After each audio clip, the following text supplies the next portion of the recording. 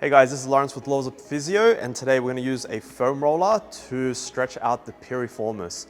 So if your piriformis gets tight, it can compress the sciatic nerve, and then a lot of people can get the disgusting pain down their leg. So burning, pins and needles, numbness, tingling, any weakness down the leg.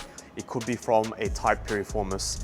So we're going to use a foam roller to really stretch it and try to get deep and kind of massage out the tension in the piriformis. All you're going to do is you're going to sit on the foam roller, you're gonna cross your leg on top, and the hard part is finding exactly where the piriformis is.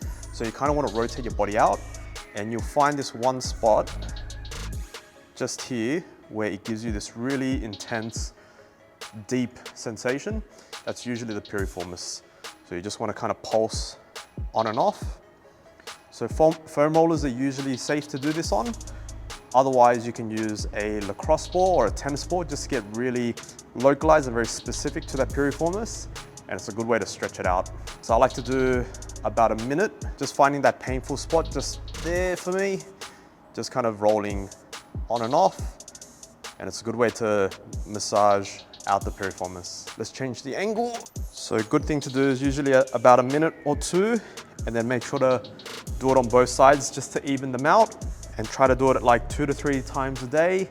If you're really sore, you can push it. Maximum I'd recommend is about 5 minutes. Any more, you get really sore.